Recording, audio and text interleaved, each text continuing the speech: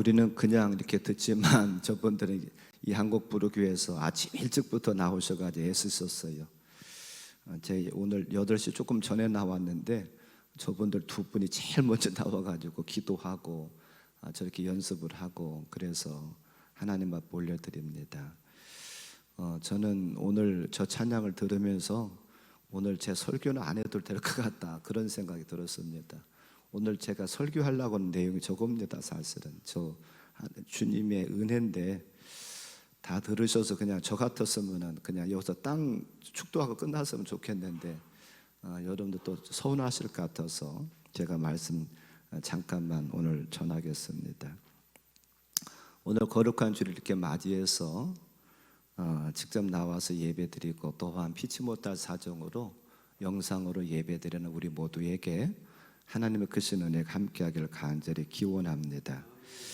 우리는 요즘 성막을 통해서 은혜를 나누고 있습니다. 지난주에는 우리가 물두멍을 생각해 보면서 특별히 지난주에는 우리에게 죄의 종류, 어떤 죄의 종류가 있고 또한 그 죄를 어떻게 사함받을 수 있을까 그것을 우리가 생각해 보았죠. 그래서 요한복음 13장에 보면 목욕을 해야 될 죄가 있고 또한 손과 발을 씻는 것과 같은 그런 죄가 있다 예수님께서 말씀하셨지요. 또 사망에 이르는 죄와 사망에 이르지 않는 죄 우리가 지난주에 생각해 보았습니다. 성막의 큰 그림으로 생각해 본다고 하면 지난주까지는요 성막의 뜰이라고 하기도 하고 혹은 마당이라고 하는 그 부분을 생각해 보았습니다. 성막의 문을 제치고 들어가면 제일 먼저 나왔던 것이 무엇이냐면 번제단이 나오고 또한 그 다음에 나오는 것이 물두멍이 나옵니다. 지금 여기 그림을 딱 띄워주셨는데 우리가 지금 보았었잖아요. 지금 문부터 시작해가지고 외부부터 시작해서 지금 점차 안으로 지금 들어가고 있습니다. 그래서 우리가 지금 저 두 가지를 저 넓은 공간이 있는 그곳이 마당이라고 하기도 하고 성막의 뜰이라고 하기도 하는데 거기서 번제단을 생각해 보면서 제물된 예수님과 또 우리 자신들을 제물이라고 하는 것 성막을 하면서 이미 제가 서론에 말씀드렸던 것으로 기억이 납니다만 우리는 두 가지를 보야 돼요.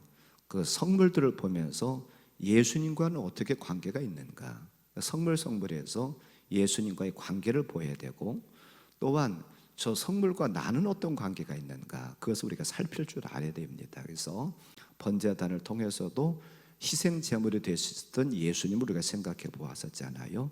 그리고 또한 한편으로는 우리 자신들이 또한 제물이다. 그래서 우리 자신들이 우리의 어떤 의지라든지 내 고집이라든지 이런 것을 죽이는 곳이 바로 번제단. 우리 어찌 보면 영의 죄 문제를 해결하는 곳이 이 번제단입니다. 그러면 지난주까지 우리가 보았었던 물두멍은 어떤 곳이냐? 물두멍은 씻는 것이죠. 예수님으로 관계한다고 하면 예수님의 십자가의 보혈을 얘기할 수 있습니다. 그 물두멍에 담겨져 있었던 그 물은 예수님께서 십자가에서 달리셨을 때 쏟으셨던 물과 피입니다. 그래서 그 물과 피를 통해서 제사장들이 그 성막 안에서는 제사장들이 그 성막으로 들어갈 때에 들어가고 성소로 들어가고 제사를 드릴 때에 제사장들이 손을 씻었던 것처럼 씻고서는 들어갔던 것처럼 우리도 저사람들도 예수님의 보혈을 통해서만 씻음 받을 수가 있다. 그래서 번제단을 통해서는 저와 여러분의 영적인 죄를 사함받는 것이고 물두멍은 저와 여러분의 자범죄 즉 내가 손과 발로 지은 육의 죄 또한 우리의 마음으로 우리의 정신으로 짓는 예수님 지난주에 다 말씀드렸잖아요. 예수님께서는 여인을 보고 남자를 보고 음욕을 품는 것만 가지고도 그것은 간음이다라고 말씀하시고 또한 살인도 우리는 직접 타격을 한다든 그래서 그 사람한테 어떤 생명을 뺏어와야만이 내가 살인했다고 하지만 주님께서는 심지어 형제에게 미워하고 형제를 욕하는 것조차도 그것은 살인이다라고 주님 말씀하시죠. 이런 것들이 마음의 죄잖아요. 이런 모든 마음의 죄까지도 사함받는 것이 바로 물두멍이다. 우리가 생각해 봤습니다. 오늘은 이제 어디를 생각해 보려고 하느냐. 근데 번제단을 통과하고 물두멍을 잘 통과하면은요, 우리에게 뭐가 임하느냐면 성령께서 임해요. 무슨 말씀이냐면 사도행전 2장에 보면, 사도행 2장 37절과 38절에 보면 베드로 선생님께서 말씀을 여기 떴네요. 베드로 선생님께서 말씀을 증거합니다. 그랬더니 그 말씀을 들었던 자들이 형제여 우리가 어찌할꼬 하면서 죄를 깨달아요. 38절 말씀을 보니까 베드로가 이르되 너희가 회개하여 각각 예수 그리스도의 이름으로 세례를 받고 죄 사함을 받으라. 그리하면 무엇을 선물로 받으리라고요? 성령의 선물을 받으리라라고 말씀하고 있어요. 우리가 지금 회개하라고 하는 것은 이미 번제단과 물두멍을 통해서 두 가지 회개를 생각해 보았습니다. 그러니까 번제단을 제대로 통과하고 물두멍을 제대로 통과하기만 한다고 하면 우리에게 뭐가 임해요? 성령께서 임하신다는 거예요. 오늘 성령 강림절이기도 한데 저는 특별히 성령과 관계된 것을 따로 설교를 준비하지는 않았어요. 왜 그러냐면 제가 금요일 날 저녁 같은 데 주로 성령과 관계돼 가지고 계속해서 기도회를 인도했기 때문에 따로 할 필요가 없을 것 같아서 하지 않았는데, 자, 우리에게 저함들에게 성령 임하는 것은 대단히 중요합니다. 우리 혼자 힘으로 신앙생활하는 것과 성령님께서 도와주시고 밀어주시는 가운데서 신앙생활하는 것과는 굉장히 차이가 납니다. 그래서 우리는 아무쪼록 성령 받고 우리는 신앙생활하기를 바라는데 번제단과 물두멍을 제대로 통과하면 성령 임하시게 돼 있어요. 자, 그러면 이제 우리는 어디로 들어가게 되느냐 하면 번제단과 물두멍을 통하면 이제 성소의 문을 열고 성소로 들어갑니다. 즉 신앙생활이 더 깊은 데로 지금 자꾸 들어가기 시작하는 거예요. 마당을 거쳐가지고 성소를 들어가고 성소를 거쳐서 지성소까지 들어갑니다. 이제는 우리가 성소로 들어가서 오늘부터는 성소로 들어가서 성소에 있었던 성물들을 생각해 보려고 그러는데, 성소에 들어가면 오른쪽에는 떡상이 있어요. 그리고 왼쪽에는 무엇이었느냐 하면 저기 지금 떴네요. 저기 우측으로 나오는데 오른쪽에는 오늘 우리가 생각해 볼 떡상이 있고요, 왼쪽에는 우리가 다음 주나 그 다음 주 생각해 볼 등대가 있고, 전면으로는 뭐가 있느냐면 분향단이 있습니다. 이 세 가지가 성소 안에 있어요. 이 성소 안을 거치면 그 다음엔 어디로 가느냐면 지성소로 들어가게 되거든요. 그래서 오늘부터 몇 주간에 걸쳐서는 성소 안에 있었던 성물을 생각해 보려고 합니다. 오늘은 떡상입니다. 이미 지금 그림이 나왔어요. 저렇게 그림이 나왔고, 저게 이제 성소 안에 저 화살표 된 부분이 성소 안의 모습입니다. 그래서 오른쪽에는 우리가 볼 떡상, 왼쪽에는 여러분들이 조금 희미하게 보입니다만 저기 불 켜진 것처럼 환하게 보이는 게 보이실려나 모르겠는데 그게 이제 등대입니다. 불을 밝게는 등대고, 전면으로 보이는 것이 향을 태워서 하나님 앞에 올려드리는 분향단입니다. 이것을 보겠습니다. 자, 먼저는 성막의 그림을 이렇게 다 보았고요. 전체적인 그 그림 한번 저 방송실에서 좀 보여주실래요? 조금 전에 자, 여기입니다.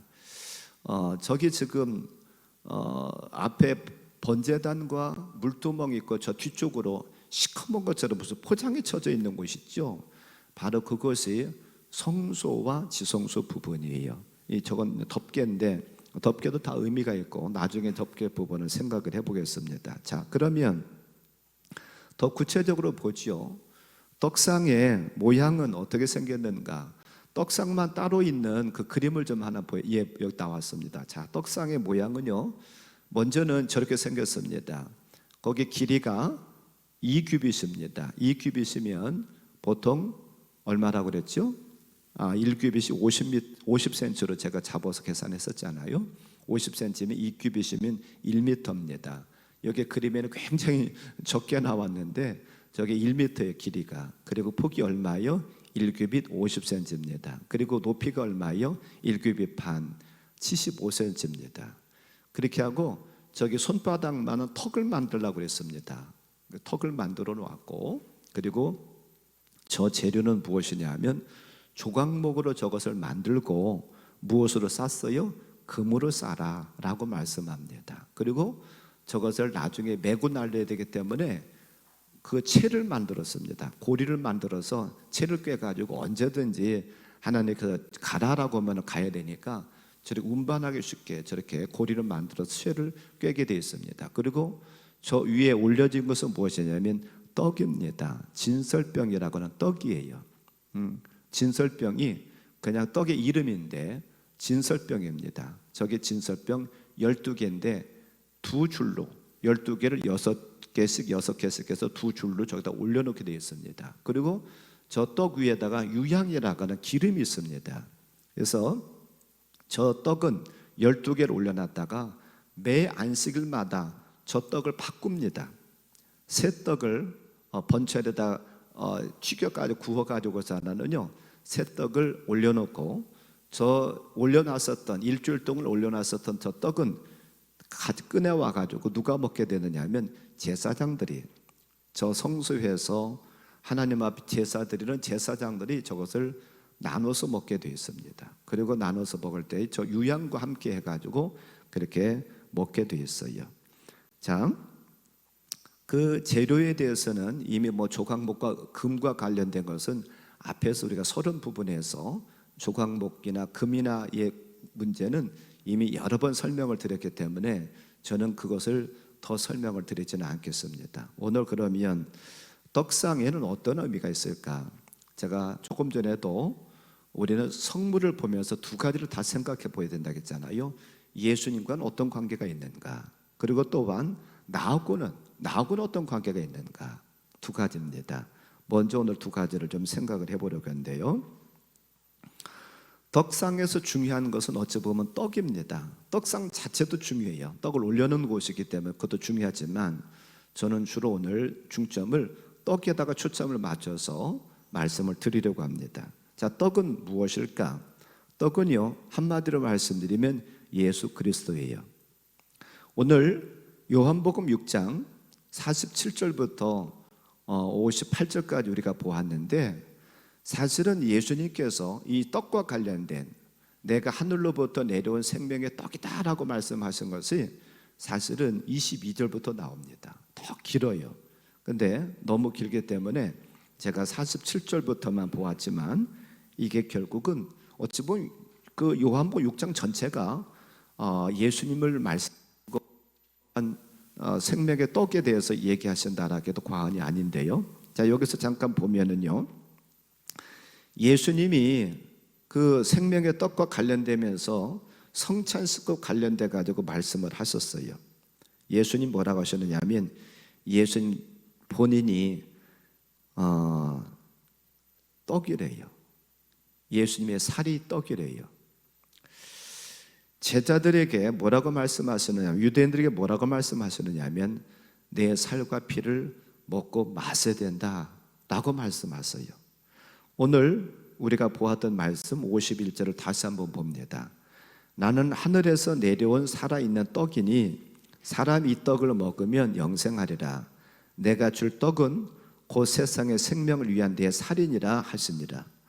아니, 참 이해하기 곤란한 말씀을 하세요. 떡을 먹으라 하시더니 뭐라고 또 말씀하셨냐면 떡이 곧 내 살이다. 내 살이 떡이다라고 말씀하세요. 53절에도 보니까 예수께서 이르시되 내가 진실로 너에게 이르노니 인자의 살을 먹지 아니하고 인자의 피를 마시지 아니하면 너희 속에 생명이 없느니라. 참 이해하기 곤란한 얘기를 예수님께서 하셔요. 예수님의 살을 먹어야 된대요. 예수님의 피를 마셔야 된대요. 이 말을 들었던 제자들이나 유대인들이 아니, 우리가 어떻게 예수님의 살을 먹고 예수님의 피를 먹어? 우리가 무슨 식인종이야? 그러면서 그들은 의아해했어요. 오늘 52절 말씀에 보니까 52절 같이 한번 봅니다. 그러므로 유대인들이 서로 다투어 이르되 이 사람이 어찌 능히 자기 살을 우리에게 주어 먹게 하겠느냐? 유대인들이나 제자들이 생각할 때 이해하기 곤란한 말씀을 하시는 거예요. 아니 너희들이 내 살을 먹어야 된다, 어디에서 내 떡을 먹어야 된다라고 말씀하시더니 그것을 들어도 유대인들이 아니 저분이 저렇게 얘기하는 거 조금 어려운데 저 무슨 말씀이야? 우리가 식인종도 아니고 어떻게 예수님이 뜯어 먹으라고 그래? 우리가 무슨 드라큘라도 아니고 어떻게 저분의 피를 마시라고 그래? 60절에서도 그런 말씀을 하고 있어요.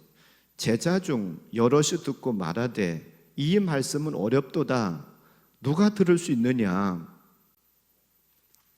어렵도다. 이해하기가 곤란한 거예요. 육을 가진 그들로서 이것을 이해하기 너무나도 곤란한 거예요. 그랬더니 이제 예수님께서 조금 더 쉽게 풀어서 말씀해 주시는데 뭐라고 말씀하시느냐 하면 이제 예수님께서 그들이 수군거리는 것을 아세요. 61절에 보니까 예수께서 스스로 제자들 이 말씀에 대하여 수군거리는 줄 아시고 이르시되 이 말이 너에게 걸림이 되느냐? 내가 이렇게 말하는 것이 너희들 어렵냐? 잘 모르겠느냐? 그러면서 풀어서 말씀하시는데 63절에 뭐라고 말씀하시느냐 하면 살리는 것은 영이니 육은 무익하니라. 내가 너에게 이른 말은 영이요 생명이라. 즉 예수님께서 떡을 먹어야 된다, 또 예수님께서 살을 먹어야 된다 라고 말씀하셨는데 그 예수님의 살을, 예수님의 떡을 내가 하늘로부터 내려온 떡이다라고 말씀하셨는데 그 떡을, 살을 어떻게 먹으라고 말씀하셨느냐 하면 말씀으로 먹으래요. 예수님께서 말씀하신 내가 너희들 이런 말이 뭐래요? 영이고 생명이라는 거예요. 우리가 예수님의 살과 피를 먹고 마신다라고 하는 것은 어떤 의미가 있느냐 하면 예수님의 말씀을 듣고 읽는다는 거예요. 그게 예수님의 살과 예수님의 피를 먹는 것이고 그게 또한 생명의 떡 대신 떡을 먹는 것이라고 하는 거예요. 이사야 53장 5절과 6절을 보겠습니다. 이렇게 우리가 먹는 거예요. 그래서 저는 오늘 이 말씀을 생각하면서 이사야 53장을 생각하면서 특별 찬양을 부르는 두 분이 특별 찬양을 부르는데 굉장히 은혜가 되고 요거와 지금 한번 연결해 보세요. 그래서 제가 아까 서론에 설교 안 해도 될 것 같다고 말씀드리는 거예요. 같이 한번 읽어보죠. 이사야 53장 5절과 6절. 그가 찔림은 우리의 허물 때문이요 그가 상함은 우리의 죄악 때문이라. 그가 징계를 받음으로 우리는 평화를 누리고 그가 채찍에 맞음으로 우리는 나음을 받았도다. 우리는 다 양 같아서 그릇 행하여 각기 제 길로 갔거늘 여호와께서는 우리 모두의 죄악을 그에게 담당시키셨도다. 아멘. 이사야의 고백이 저와 여러분의 고백이 되길 바랍니다. 우리가 예수님을 이렇게 바라보는 것이 우리가 예수님의 살을 먹고 예수님의 피를 먹고 마시는 거예요. 예수님께서 무슨 잘못이 있어서, 예수님께서 무슨 크나큰 죄악을 저질러서 그분의 채찍에 맞으시고 고난당하신 것이 아니라 누구 때문에요? 바로 저와 여러분 때문에, 저와 여러분 때문에 저런 고난을 당하시고 고통을 당하셨다는 거예요. 그게 은혜지요. 주님이 저와 여러분들 위해서 피 흘려주시고 채찍에 맞아주시고 살을 찢긴 것, 그걸 생각하면 크나큰 은혜지요. 우리가 예수님의 살을 먹는다, 예수님의 피를 마신다, 예수님의 떡을 먹는다, 다 똑같은 의미예요. 떡 먹는다, 살을 먹는다, 피를 마신다, 똑같은 의미입니다. 예수님이 나를 위해서, 저와 여러분들 위해서 채찍에 맞으시고 십자가에서 몸을 찢으셨다. 그것을 내가 믿는 것, 그걸 받아들이는 것, 그게 예수님이 나의 떡 되신 것이고 예수님의 피를 먹는 것이고 예수님의 피를 마시는 것이고 예수님의 살을 먹는 거예요. 저는 그 물고기를 잘 모르는데 가시고기라고 하는 그 고기가 부성애가 굉장히 크답니다. 강하답니다. 대부분의 사람도 마찬가지겠습니다만 대부분의 사람이나 짐승이나는 모성애가 강해요. 근데 이 가스고기는 부성애가 그렇게 강하다라고 해야 돼요. 이 가스고기가요, 어미가 암컷이 둥지에다가 알을 낳고 가면은요, 암컷은 그냥 알만 낳고 가버린대요. 근데 수컷은 그 둥지를 지키고 알을 지키기 위해서요, 먹지도 않고, 이 부화할 때까지 먹지도 않고 사나는요, 알을 지킨대요. 적이 침범하면은 적을 퇴치하고, 또한 물이 흘러가지고 알에 떠내려 같으면은 이 가스고기가 못 떠내려가게 수컷이 애를 쓴답니다. 먹지도 않고 그렇게 한대요. 그래서 그게 대략적으로 한 15일 정도 이렇게 있으면 부화를 하는데, 그 15일 동안요, 이 수컷이 아무것도 하지 않고 그것만 한다는, 오로지 알 지키고 부화를 위해서만 애를 쓴다는 거예요. 그리고 더 감동적인 것은요, 그렇게 15일 동안 알을 잘 지키고 부화를 하면은 기진맥진해가지고 수컷이 죽는데요. 그 부한 새끼들 옆에서 죽는다는 거예요. 다른 데 떠내려가지 않고 일부러 거기서 죽는데요. 그러면 새끼 고기들이요, 이제 막 부화한 새끼 고기들이 자기 아버지의 몸을 찢어서 먹는데요. 그러면서 자란다는 거예요. 이게 이 가시고기의 수컷과 같은 역할이 예수님의 역할이 아닌가, 그런 생각을 해봅니다. 물 한 방울 피 한 방울 아낌없이 다 쏟으시고 저와 여러분을 위해서 주셨던 예수님의 그 사랑, 그것이 가시고기와 같지 않을까, 그런 생각을 해요.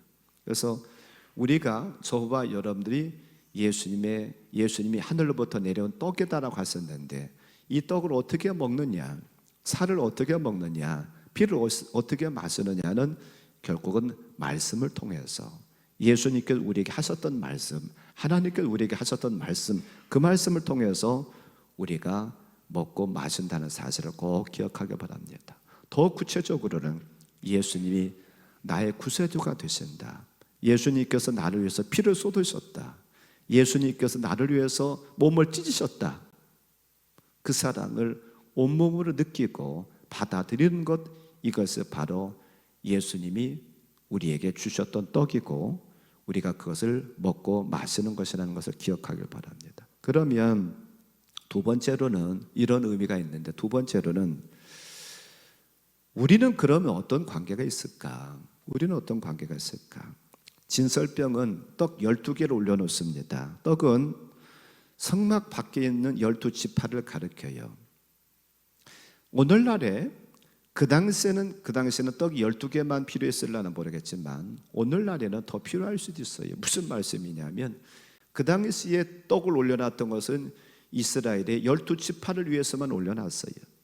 오늘날은 이스라엘 12지파만이 아니라 오늘날은 성도를 가리킵니다. 안식일마다 제사장들이 성소에 들어가서 새로운 떡을 올려놓고, 올려놨었던 떡은 내려다가 그들이 나눠서 먹어요. 혹시라도 그 떡이 쉬었다건다 하면 제사장들이 먹을 수가 없지요. 우리도 예수님을 통해서 예수님의 살과 피를 마시면서 우리도 만족해야 되겠지만, 또한 반대로 예수님이 저와 여러분들 통해서 또한 떡을 잡수신다는 사실을 기억하길 바랍니다. 우리도, 저와 여러분들도 좋은 떡이 되어야 돼요. 쉰떡이 돼서는 안 됩니다. 딱딱한 떡이 돼서는 안 돼요. 언제든지 대제사장 되신 예수님께서 저와 여러분들 위해서 저와 여러분들 잡수시겠다 하면, 드시겠다 한다 하면 언제든지 저와 여러분들이 말랑말랑하고 부드러운 떡이 되어서 그분께 드려야 돼요.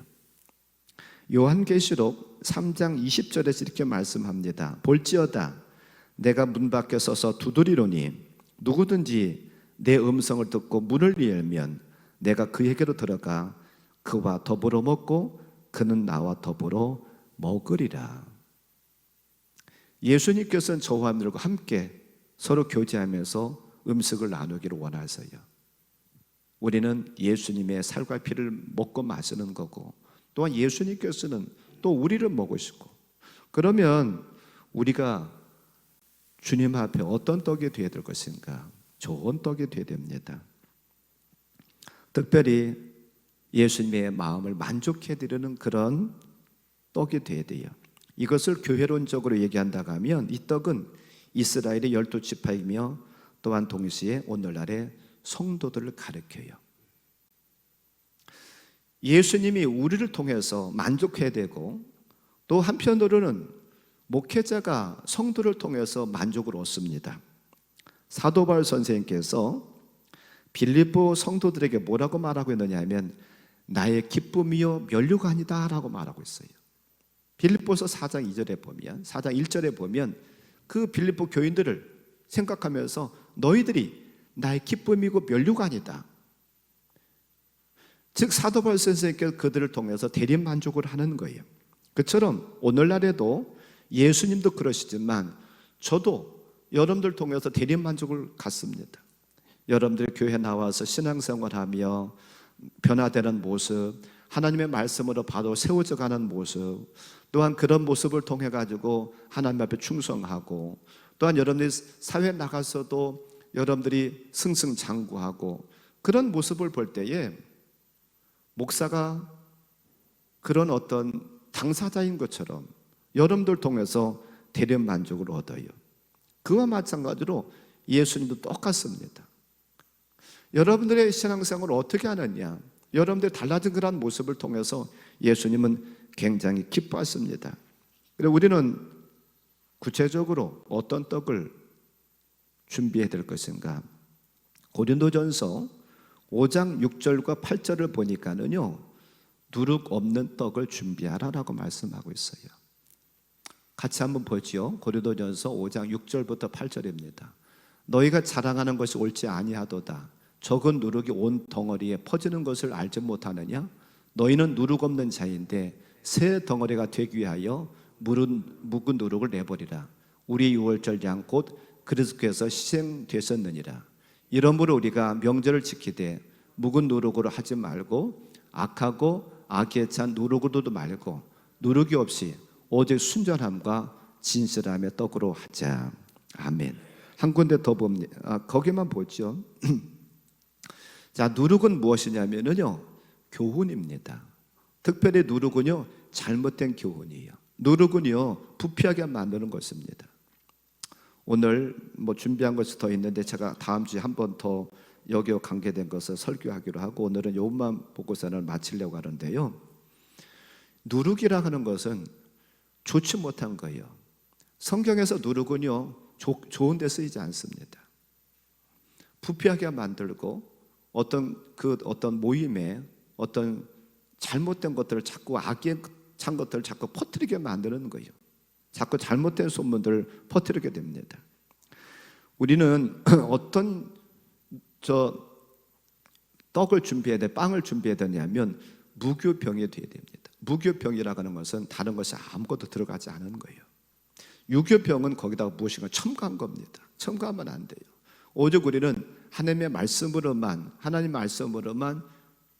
거룩하게 되고 깨끗하된 그런 성도로서 떡을 준비해 가야 되죠.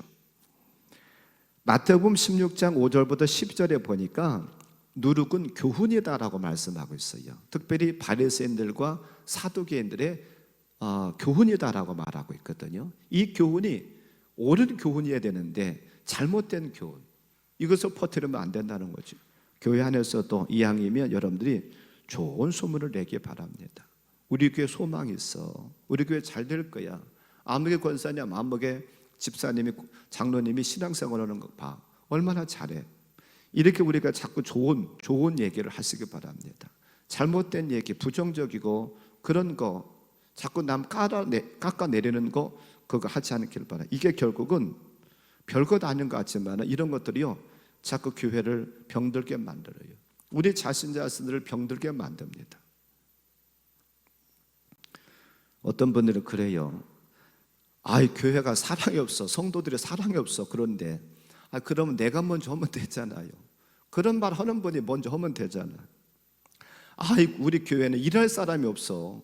우리 교회는 일할 사람. 그럼 내가 먼저 일하면 되잖아요. 그렇죠? 일할 사람이 없으면 그것을 깨달아 내가 먼저 하면 되지. 나도 안 하면서 우리 교회는 일할 사람이 없어. 우리 교회는 사랑이 없어. 내가 먼저 사랑이 화신이 돼가지고 내가 먼저 사랑하고 내가 헌신하면 될 거 아니에요. 근데 우리는 자꾸 탓해. 남의 탓해. 이건 좋은 게 아니에요. 제가 토요일 날 같은 경우는 하루 종일 거의 교회에 있습니다. 다른 날도 거의 그래요. 제가 갈 때도 없고 오라는 사람도 없고 그래가지고 근데 하루 종일 거의 있다시피 하는데, 어제도 9시 조금 넘게 나와가지고 6시 넘도록 교회에 있다 들어갔는데, 어제도 보니까는 장로님들 나오셔서 권사님들 나오셔서 그냥 교회를 아름답게 가꾸기 위해서 애를 쓰는 모습을 보니까는요, 한편으로 고맙기도 하고 한편으로는 안쓰럽기도 하고. 어제 날씨도 좀 더웠는데 그냥 김미수 장로님이나 이금구 장로님 같은 경우는 밖에 나가서 막 전지한다고 땀을 뻘뻘 흘리시는 거 보니까 참 저러다 저분들이 연세도 있으신데 병나는 것은 아닌가, 이제 그런 걱정도 되기도 하고. 또 이제 오후에는 최진희 장로님도 오셔가지고서는 청소를 1시간 반씩이나 막 땀 흘려가면서 혼자 하시다 가시더라고. 이런 분들의 숙고가 있기 때문에 이 교회가 이렇게 유지되는 거예요. 그러고서는 저녁 기도에 나왔더니 그래도 낮에들 어려우셔서 안 나오실려나 했더니 그렇게 일하시고도 저녁에도 또 나오셔서 기도하시더라고. 그런 분들의 기도가 있으니까 교회가 유지가 되고 성장을 하게 됩니다. 여러분들이 이왕이면 좋은 것을 보려고 하세요. 좋은 것을. 어제 또 송석권 권사님도 장마가 있으니까 장마 앞두고서 나는 물 들어올 데가 있으면 안 된다고 다 실리콘을 쏘기도 하고, 또 이 물 이게 연결해가지고 밖으로 빼기도 하고, 그런 것을 오랫동안 하고 가시던데, 이렇게 숨은, 우리가 몰라서 그렇지 숨은 봉사자들이 많이 있습니다. 우리는 내가 보는 것만이 다라고 생각하지 마세요. 그리고 이왕이면 교회에서 좋은 것을 자꾸 얘기를 하세요. 좋은 소문을 내세요. 우리 교회 좁아, 우리 교회 괜찮아 그래야지. 우리 교회 소망 없어 그러면 누가 교회를 오고 싶겠어요? 우리 교회는 사랑이 없어. 우리 교회는 사랑이 없고 맨 서로 치고받고 싸우기만 해. 그러면 그런 교회를 누가 오고 싶어 하겠어요? 나도 가기 싫은데 누가 그런 교회를 오겠어요? 이것은 누룩을 섞는 거예요. 우리는 누룩 없는 떡을 준비하길 바랍니다. 누룩 없는 떡을. 이 얘기만 끝으로 하고서 나는 말씀을 맺겠어요. 제가 저녁 기도회인가에서는 한번 한 것 같은데 여기서는 아마 안 했던 것 같아요. 전에는 사람이 물고기가 이제 예수 믿는 사람이 물속에 빠지면은요, 물고기가 힘들어했었어요. 물고기가 힘들어서 사람이 빠지면은요, 믿는 사람이 빠지면 입만 둥둥 떴대요. 전에는 입을 하도 말을 많이 해가지고. 근데 요즘은 믿는 사람이 물속에 빠지면 물고기가 튀어나온대요. 그래서 너 왜 튀어나왔냐 그랬더니, 믿는 사람이 하도 쫓아다니면서 너무 많이 귀찮게 말을 해가지고 내가 차라리 물 밖에 나가서 사는 게 낫지 이 물속에서 내가 죽을 것 같아가지고 튀어나왔다고 그런대요. 이건 누가 그냥 지어낸 얘기겠지만 우리가 말이 너무 많지 않나 그런 생각을 해봐요. 우리가 말을 많이 할 것은 어디서 말 많이 하면 되느냐 하면 하나님과 기도로서 말을 많이 하길 바랍니다. 하나님과 기도하는 데서는 말을 많이 하세요. 저사람들의 모든 사정도 내놓고 성도들의 그런 문제를 위해서도 내가 중보 기도도 하고 하나님 앞에서는 말을 많이 하세요. 그러나 사람들 앞에서는 되도록이면 말을 적게 하시기 바랍니다. 그것이 하나님께서 원하시는 거고 우리가 좋은 떡을 준비하는 성도의 자세입니다. 아무쪼록 오늘 저는 이 떡상과 관계돼 가지고 떡은 어떤 의미가 있느냐, 두 가지, 예수님의 관계 또한 우리와의 관계를 생각해 봤습니다. 아무쪼록 우리는 떡 대신 예수님을 잘 드시길 바랍니다. 말씀을 통해서 저한테 말씀을 통해서 잘 드시길 바라고, 말씀을 통해서 저와 함께 영이 건강해져서 우리도 좋은 떡을 잘 준비하길 바랍니다. 그래서 주님께서 언제든지 저와 함들 찾으실 때에 여기 있습니다 라고 내놓을 만한 그런 저와 함들 되시기를 주님의 이름으로 간절히 축원합니다. 오늘 말씀 붙잡고 한 1분 동안만 같이 기도하겠습니다. 하나님, 내가 좋은 떡이 되어야 되겠습니다. 하나님의 말씀을 통해서 내가 변화되고 달라지게 해주시고 좋은 떡 되게 해주세요. 그래서 주님이 언제든지 찾아도 내가 주님 앞에 드릴 수 있는 우리 자신들 되게 해달라고 한 1분만 같이 기도하겠습니다.